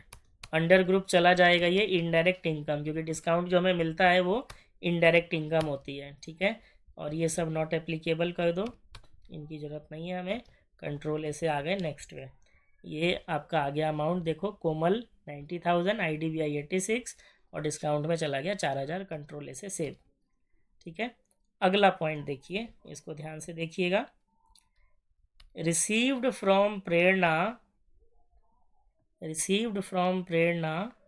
332 in full settlement for their current transaction at serial number 2। हमने प्रेरणा को की थी सेल 336 की, और उसके अगेंस्ट हमें पैसा कितना मिला, ओनली 332, और फुल सेटल भी कर लिया हमने। अब ये ट्रांजेक्शन सेटल कर दी। तो इसका क्या मतलब है कि आपने जो डिफरेंस है वो डिस्काउंट दे दिया। 336 लेना था, 332 में मान गए, मतलब 4000 का आपने डिस्काउंट दे दिया। एंट्री क्या होगी, आपके पास पैसा आ रहा है तो bank account debit to party account. ठीक है, और डिस्काउंट भी डेबिट होगा। तो bank account debit, discount allowed debit to party account. ठीक है, अब इसकी एंट्री देखते हैं। ये रिसिप्ट में जाएगा क्योंकि पैसा आ रहा है आपके पास। तो रिसिप्ट पे गए, क्रेडिट किसको करोगे, पार्टी को। पैसा हमें किससे मिला है, प्रेरणा से मिला है, तो प्रेरणा को क्रेडिट कर देंगे। कितने से क्रेडिट कर देंगे, जितना इससे लेना था, 336। डेबिट किसको करोगे, बैंक को। कितने से, जितना आपको एक्चुअल में मिला, 332। ठीक है, एक चीज़ और आप डेबिट मारोगे, क्या, डिस्काउंट अलाउड। वो लेजर पहले से नहीं बना तो बना लेंगे, डिस्काउंट अलाउड। डिस्काउंट अलाउड ये चला जाएगा इनडायरेक्ट एक्सपेंस में। ठीक है, नॉट एप्लीकेबल, नॉट एप्लीकेबल, यहाँ भी कर दो नॉट एप्लीकेबल, और कंट्रोल ऐसे सेव कर दो। ये आपका हो गया पॉइंट। अगला पॉइंट है paid to Sumit in full settlement 62,500। अब ऊपर देखोगे 2-3 ये जो ट्रांजेक्शन थी, यहाँ पे सुमित कहीं नहीं आया था, लेकिन उसको हमने पैसा दिया और सेटल किया, मतलब सुमित हमारा क्रेडिटर रहा होगा। तो यहाँ पे जाओगे ना, तो यहाँ आपको पता चल जाएगा कि सुमित का कितना ड्यू था। देखो, सुमित जो था क्रेडिटर था, इसका 65,500 ड्यू था, और कितने में मना लिया हमने, 62,500 में, मतलब कम दिया आपने। इसका मतलब क्या है कि आपको डिस्काउंट रिसीव हुआ। तो एंट्री क्या होगी, ये भी आपकी पेमेंट में जाएगी। पेमेंट किसको किया आपने, सुमित को किया, तो सुमित को सेलेक्ट कर लेंगे। कितना कम करोगे सुमित को, जितना इसको देना था पूरे से कम करेंगे। क्रेडिट क्या करोगे, IDBI जिससे दिया, एक्चुअल में कितना दिया, 62,500, तो बाकी का 3000 आपने क्या बचा लिया, डिस्काउंट रिसीव्ड। ठीक है, तो ये एंट्री भी आपकी हो गई। कंट्रोल ऐसे सेव। आगे चलिए, ये देखिए, ये एंट्री है आपकी ट्रेड डिस्काउंट की, जो मैं स्टार्टिंग में आपको कह रहा था कि एक ट्रांजैक्शन हमारी ट्रेड डिस्काउंट की भी आती है। तो देखिए, अब ये ट्रांजैक्शन क्या है, सेल्स है, तो सेल्स पे गए। पार्टी का नाम क्या है, योगेश है, तो योगेश को सेलेक्ट किया, सेल्स को सेलेक्ट किया। अब देखेंगे यहाँ में डिस्काउंट कॉलम आ रहा है। बाई चांस अगर आपके में नहीं आ रहा तो आप इसको कैसे लाएंगे, आप देखिए। सबसे पहले क्या करेंगे, यहाँ कंपनी पे जाइए, इधर क्लिक कीजिए, फिर यहाँ फीचर में जाइए, और जिस कंपनी पे काम कर रहे हो उसको सेलेक्ट करो, और यहाँ जाके यहाँ यस कर दो, कंट्रोल ऐसे सेव कर दो, आ जाएगा। ठीक है। मान लो एक तरीका तो ये हो गया। दूसरा शॉर्टकट होता है, आप F11 प्रेस कर दो, ये फीचर पेज खुल जाएगा, यहाँ से यस कर दो, डिस्काउंट कॉलम आ जाएगा। अब क्या बेचा है हमने योगेश को? कॉटन शर्ट बेचा है, तो कॉटन शर्ट लिखा। क्वांटिटी क्या है कॉटन शर्ट की? 110 पीसेज। रेट क्या है? 2500 पर पीस। और डिस्काउंट कितना दे रहे हैं? 10%। कंट्रोल ऐसे सेव कर दिया। आगे चलिए, अगला है purchased machinery at the beginning of the year 70,000। तो मशीनरी परचेज की है हमने, इसको हम जर्नल वाउचर में डालेंगे, क्योंकि जर्नल वाउचर में डालना बहुत ही सिंपल होता है, ठीक है। स्पेशली ये जो ये वाली जो ट्रांजेक्शन होती हैं, इसको हम परचेज वाउचर में भी डाल सकते हैं, बट उसके लिए हमें मोड वगैरह चेंज करने होंगे, कई चीज़ें उसमें चेंज करनी होंगी, तो हम टाइम बचाने के लिए इसको डाल देंगे जर्नल में। अब जब भी आप कोई असेट खरीदते हो तो क्या एंट्री होती है? Asset account debit to bank account. Asset क्या है? मशीनरी है, तो मशीनरी को डेबिट कर दो। कितने से? जितने का खरीदा, 70,000। क्रेडिट किसको कर दोगे? PNB को, क्योंकि ये जो परचेज है ये अलग टाइप की है, ये गुड्स से रिलेटेड नहीं है, तो यहाँ पे लिखेंगे PNB और कंट्रोल ऐसे सेव। तो ये भी हो गया। अब आ जाइए 9th पॉइंट पे। ये आप कह सकते हो कि one of the typical point है, मतलब 3 में से एक टिपिकल पॉइंट है। इस क्वेश्चन में 3 ही टिपिकल पॉइंट होते हैं उनमें से ये एक है। अब इसको कहने के सबके अपने तरीके हैं, अलग अलग कॉलेजेस में अलग अलग तरीके से पढ़ाया जाता है, बट अगर हम अकाउंटिंग वाइज चलें, ठीक है, तो इसको 3 पार्ट में आपको रिकॉर्ड करना पड़ेगा। पहली जर्नल एंट्री होगी परचेज की, आपने क्या खरीदा है? लैंड एंड बिल्डिंग, तो एंट्री क्या होगी? Land and building account debit to MN limited, जिससे खरीदा 13 लाख। दूसरी एंट्री होगी बैंक लोन की, आप बैंक लोन लोगे। और तीसरी एंट्री होगी पेमेंट की, जिसमें आप पार्टी को पेमेंट करेंगे। आप चाहें तो इसको एक ही एंट्री में दिखा सकते हैं, अगर आपके यहाँ कराया गया है आपके कॉलेज में ऐसे, तो आप दिखा सकते हैं, but technically it should be done like that, कि 3 एंट्री इसमें होनी चाहिए। वो मैं आपको 3 एंट्री करके दिखाता हूँ। सबसे पहले हमने परचेज़ किया है, तो परचेज़ की एंट्री करेंगे। क्या परचेज़ किया है? Land and building. कितने का किया है? 13 लाख का, यहाँ पे 13 लाख लिख लिया। क्रेडिट किसको करोगे? जिससे खरीदा। अब जिससे खरीदा उसका अकाउंट पहले से नहीं बना हुआ, तो क्रिएट कर लेंगे जाके। किससे खरीदा है? MN लिमिटेड से, तो MN लिमिटेड पे आ गए। अंडर ग्रुप किस में ले जाएं, ये बड़ा बच्चों को कन्फ्यूजन होता है। तो MN लिमिटेड आपकी एक लाइबिलिटी है, और लाइबिलिटी भी कैसी है? करंट है। ये कुछ दिन में आप इसको पैसा दे दोगे, तो करंट लाइबिलिटी में ले जाओ इसको। GST को नॉट एप्लीकेबल करके कंट्रोल A कर दो, MN लिमिटेड आ गया। ये पहला ट्रांजेक्शन हो गया। ये है परचेज, हमने लैंड परचेज की क्रेडिट पे, ये उसकी ट्रांजेक्शन है। कंट्रोल A से सेव। आगे लिखा है टू पे this company borrowed from PNB a bank loan of ₹8 lakh. तो अगली एंट्री हम करेंगे लोन लेने की। तो जब आप लोन लेते हो तो बैंक में पैसा आता है, तो बैंक आपका डेबिट होगा। कितने से? जितने का लोन लिया। 8 लाख का हमने लोन लिया, तो 8 लाख आ जाएगा, ठीक है। 8 का ही है ना? हाँ, 8 का है। क्रेडिट किसको करोगे? बैंक लोन को, जो आपने लोन लिया है वो एक लाइबिलिटी क्रिएट करोगे आप। तो यहाँ पे हमारे पास लोन पहले से कोई लेजर नहीं है, तो क्रिएट कर लेंगे। इसको नाम क्या देंगे? इसको नाम दे देंगे हम loan for land and building. आप इसको सिंपल बैंक लोन भी लिख सकते हो, बट बेटर है कि पूरा लिखो, loan for land and building. और कंट्रोल, और इसको डाल देना आप, ये आपका चला जाएगा लोन किस टाइप में जाएगा, क्योंकि आपने बिल्डिंग के अगेंस्ट लिया है, तो ये सिक्योर्ड में चला जाएगा, ठीक है। ये नॉट एप्लीकेबल, कंट्रोल A से सेव। तो PNB bank account debit to loan for land and building आएगा, ठीक है। यहाँ पे मैंने लेजर में लैंड एंड बिल्डिंग करना रह गया, तो आप ये कर लेना जब टाइप करोगे तो, ठीक है। ये एंट्री हो गई। तीसरी एंट्री करेंगे हम पेमेंट की। अब हम पार्टी को पैसा देंगे, तो जब पार्टी को पैसा दिया जाता है तो पार्टी अकाउंट डेबिट होता है। तो क्या है पार्टी का नाम? MN limited. कितना देना है पैसा इसको? 13 लाख देना है। क्रेडिट क्या करोगे? पहले बैंक करेंगे, जिस बैंक में पैसा लाए थे। तो PNB आ गया। कितना है लोन आपका? 8 लाख रुपये लोन से लाए हैं, तो 8 लाख PNB से दे देंगे। बाकी का कहाँ से देना है? देखो क्वेश्चन में दिया हुआ है, बाकी का आपको देना है डिबेंचर से, तो क्रेडिट कर दोगे आप डिबेंचर्स 5 लाख। अब एक बड़ी कॉमन सी मिस्टेक बच्चे करते हैं, और उस मिस्टेक को देखने के बाद मुझे डाउट होता है कि अकाउंट्स बच्चों ने पढ़ी है कि नहीं पढ़ी। आप जब लोन ले चुके हो तो लोन का पैसा आपके बैंक में आ गया है, तो यहाँ पे बैंक क्रेडिट होना चाहिए। बच्चे क्या करते हैं, यहाँ पे लोन अकाउंट क्रेडिट कर देते हैं। उससे होता क्या है कि उनके लोन में डबल पैसा क्रेडिट में चला जाता है। ठीक है, तो याद रखना, लोन तो आप ले ही चुके हो, तो अब यहाँ पे बैंक क्रेडिट होगा आपका, पीएनबी बैंक। ठीक है, इसको कंट्रोल ए से सेव कर देंगे। ये ट्रांजेक्शन हमारी कंप्लीट हो गई। Then come to transaction number 10, sold all investment. इसमें आपको ध्यान रखना है कि इन्वेस्टमेंट की वैल्यू कितनी थी, ये आपको देख लेना है।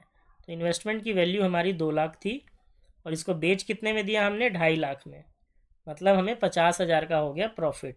तो इसकी जर्नल एंट्री क्या होगी, bank account debit to investment to profit and loss. ठीक है, तो ये भी हम जर्नल में डाल देंगे। सबसे पहले हम बैंक सेलेक्ट कर लेंगे, तो ये पीएनबी आ जाएगा। कितना आ जाएगा बैंक में पैसा, 3 लाख रुपए, सॉरी 3 नहीं, 250 का बेचा है ना हमने, हाँ 250 का बेचा है, तो 2,50,000 आ गया।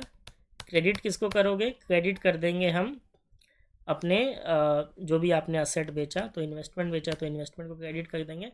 कितने से क्रेडिट करोगे, जितनी उसकी बुक वैल्यू थी 2 लाख से। अब 50,000 जो रह गया ये कहाँ जाएगा, तो इसको आप डायरेक्ट प्रॉफिट एंड लॉस में ट्रांसफ़र कर सकते हो, या फिर आप इसके लिए एक लेजर बना लो ताकि आपको याद रहे कि कहाँ से प्रॉफिट हुआ है। तो लेजर का हम नाम दे देते हैं profit on sale of investment. तो मैं सजेस्ट करूँगा कि लेजर बना लेना इसके लिए। और ये कहाँ चला जाएगा, ये चला जाएगा इनडायरेक्ट इनकम में। और ये सब नॉट एप्लीकेबल करके कंट्रोल ए से सेव करो। ये हमारी ट्रांजेक्शन हो गई, bank account debit 2.5 lakh, investment 2 और profit on sale of investment 50। Control a से सेव। अगली ट्रांजेक्शन, अब ये जो 2 ट्रांजेक्शन आपको दिख रही हैं, पॉइंट नंबर 11 और 12, ये भी टिपिकल है। जैसे मैंने बोला था ना कि 3 चीज़ें टिपिकल होती हैं, तो एक हम कर चुके, 2 और करना है, और इन दोनों का लेवल उससे भी ज़्यादा होता है। बच्चे यहाँ अटक जाते हैं, तो इसको ध्यान से समझिएगा कि करना क्या है। यहाँ पे एक लाइन दी है, expenses paid during the year. तो सिंपल रखो चीज़ों को, कभी भी कॉम्प्लिकेट मत करो। आप पेमेंट कर रहे हो, एक्सपेंसेस पे कर रहे हो, तो एक्सपेंस जब पे करते हैं तो क्या जर्नल एंट्री होती है। अगर मैं आपसे पूछूं कि मैंने कोई एक्सपेंस पे किया, तो उसकी जर्नल एंट्री होती है expense account debit to bank account. या बचपन से पढ़ते आ रहे हैं, ठीक है।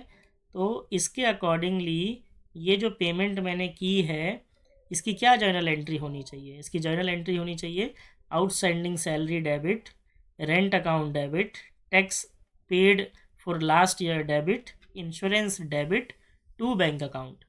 ये सारा जो पे हुआ है ये सारा डेबिट कर देंगे, और टू बैंक अकाउंट क्रेडिट कर देंगे उतने ही अमाउंट से। तो यही चीज़ हम करेंगे टैली में, ठीक है।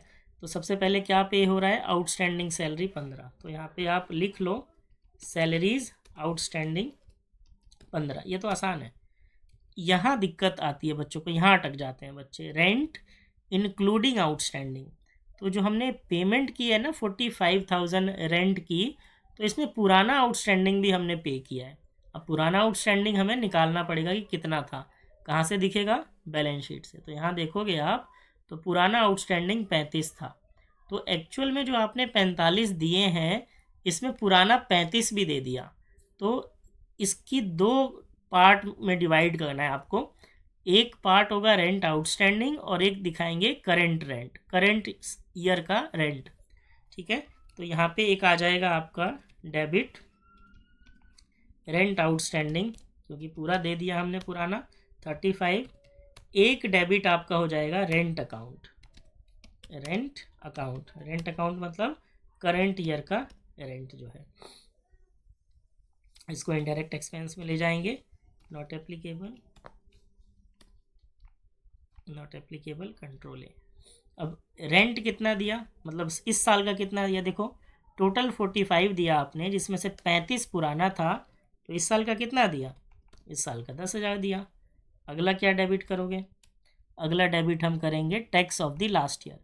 तो tax of the last year का कोई लेजर नहीं बना हुआ, तो ये भी बना लेंगे। क्रिएट पे जाओ, लिखो tax paid for the last year. इसका लेजर का नाम दे दो, या तो टैक्स पेड नाम दे दो या tax paid for the last year दे दो, कोई दिक्कत नहीं है। ये भी आपका इनडायरेक्ट एक्सपेंस है। कंट्रोल ए से सेव।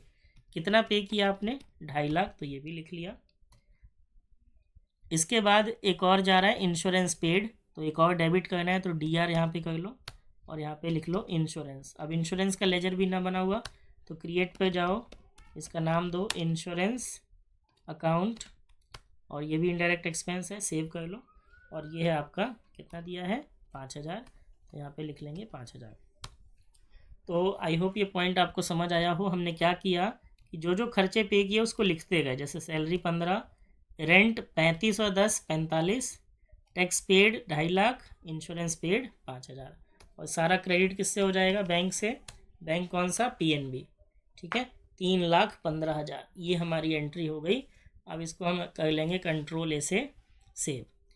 अब इस एंट्री के जस्ट बाद ध्यान रखना, आपको 2 एडजस्टमेंट एंट्री पास करनी है। ठीक है, बताता हूँ क्या entry. First adjustment entry related to insurance prepaid.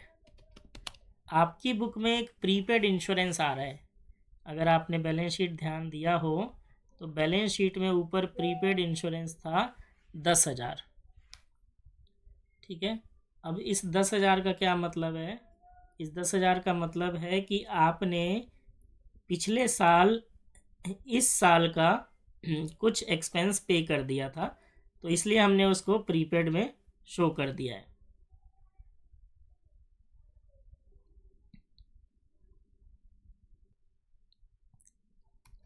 तो यहाँ पे आपको समझना है कि जो मैं आपको बता रहा था कि कई बार क्या होता है कि एक्सपेंसेस हम प्रीपे कर देते हैं। जैसे नेक्स्ट ईयर का कोई खर्चा है, इसी साल पे हो गया, तो उसको प्रीपेड एक्सपेंस बोला जाता है।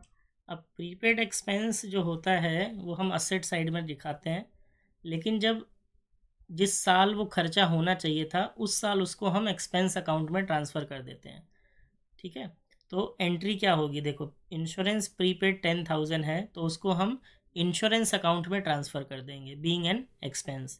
तो जर्नल एंट्री हो जाएगी insurance account debit to insurance prepaid account 10,000। ठीक है, अब ये हम आके टैली में इसको हम जर्नल में डाल देंगे। ऊपर आ जाएगा इंश्योरेंस अकाउंट, ये हो गया 10,000, और क्रेडिट कर देंगे, सॉरी प्रीपेड इंश्योरेंस 10,000, कंट्रोल ए, ये हो गया सेव। दूसरी एडजस्टमेंट एंट्री जो आपको पास करनी होती है वो होती है रिलेटेड टू टैक्स पेड। अब इसमें समझो कि क्या करना होता है हमें।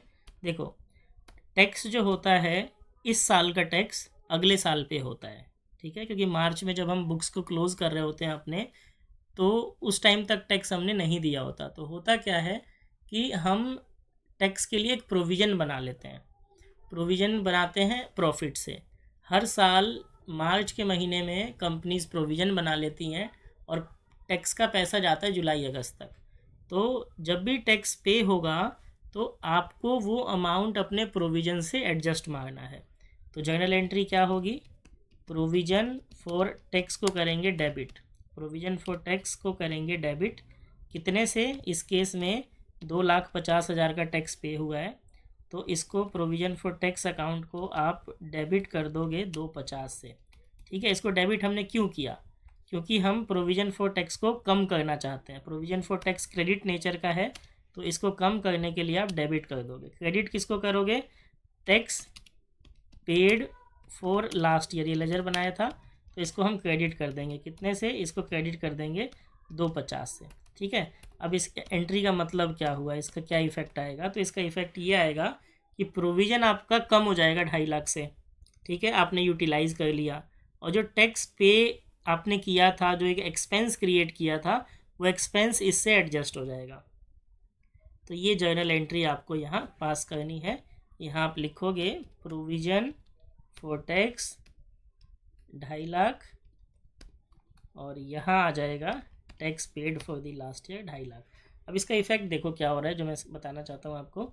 Tax paid for the last year 0 हो गया। क्यों? क्योंकि ये खर्चा हमने एडजस्ट मार दिया किससे, प्रोविज़न फॉर टैक्स से। और प्रोविज़न फॉर टैक्स का करंट बैलेंस कितना बचा, ओनली 50,000। क्यों, क्योंकि 3 लाख जो ये प्रोविज़न था उसमें से 2.5 लाख कंज्यूम हो गया, यूज़ हो गया। तो कंट्रोल ए से इसको कर दीजिए सेव। चलिए ये एंट्री हो गई। अब इसके बाद हमारे पास बची लास्ट एंट्री जो आपको ध्यान से समझनी है, आउटस्टैंडिंग टू बी मेंटेन्ड। अब देखो ये भी मैं आपको लिख के बताऊंगा ताकि आप इसको आसानी से समझ सको। 1 बाय 1 करेंगे। आपको बोला गया है कि साल के अंत में 31 मार्च को इतना इतना आउटस्टैंडिंग होना चाहिए। सैलरी 35,000 आउटस्टैंडिंग होना चाहिए, रेंट 10,000 और प्रोविज़न फॉर टैक्स 1 लाख होना चाहिए। ठीक है, तो अब हम ये कैसे करें, तो बड़ा सिंपल सा तरीका है। आप ये देखो कि कितना आउटस्टैंडिंग आपको मेंटेन करना है, ये लिख लो कहीं पे। तो हम यहाँ पे लिख लेते हैं। हमने यहाँ पे लिखा, मैं पहले बात कर रहा हूँ सैलरीज़ की।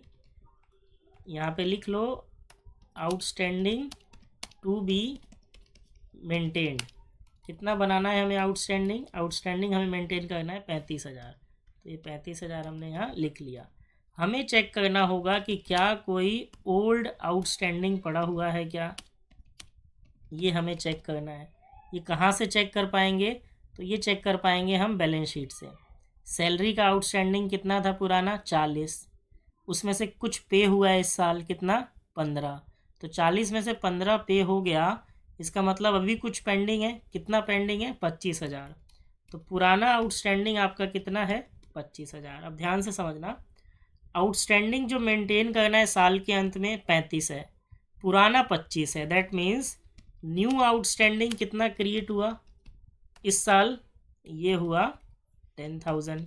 ठीक है, और आउटस्टैंडिंग क्रिएट कैसे होता है, expense account debit to outstanding. कोई भी जब हम खर्चा बुक करते हैं, जब हम कोई खर्चा दिखाते हैं तो 2 ऑप्शन होते हैं, या तो उसको आप पे कर दो, तो उस केस में जर्नल एंट्री होती है expense account debit to cash या बैंक अकाउंट।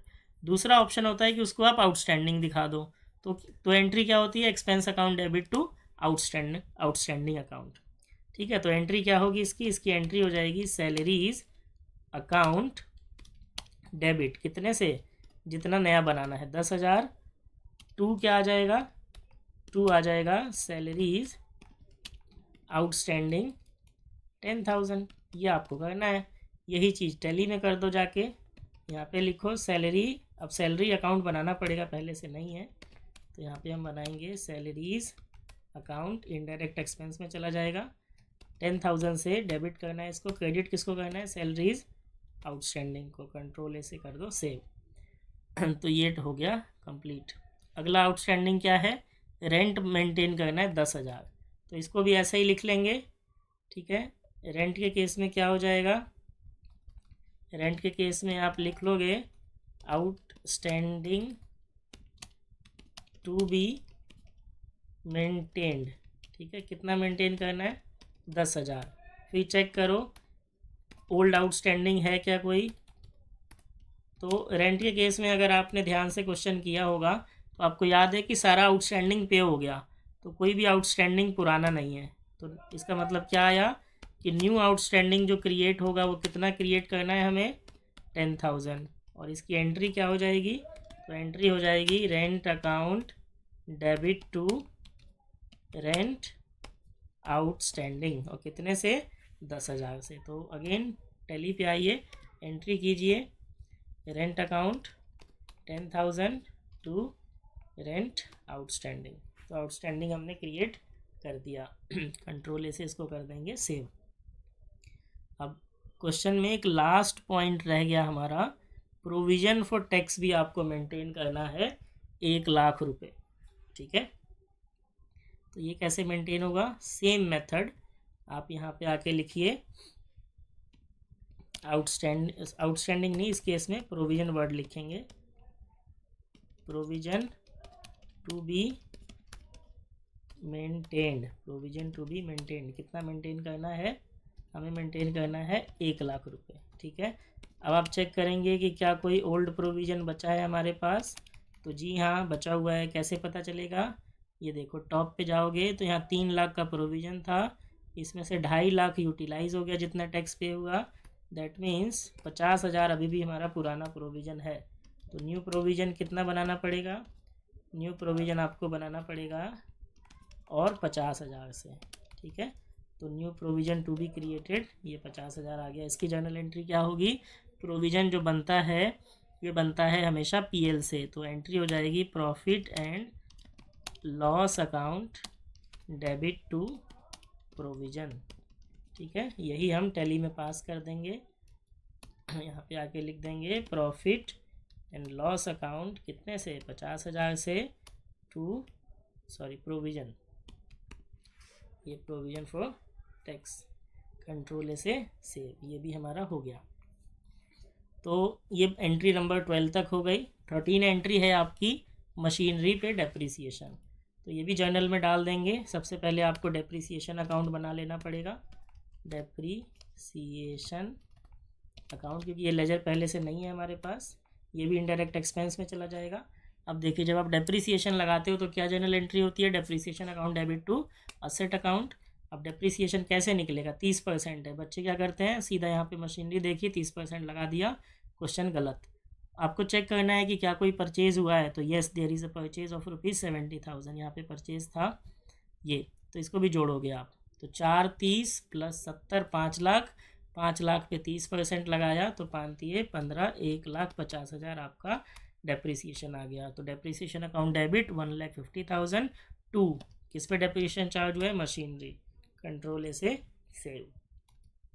तो ये 13 एंट्रीज हमारी हो गई। इसके बाद आपको समझना है एक्सपोर्ट करना, ठीक है।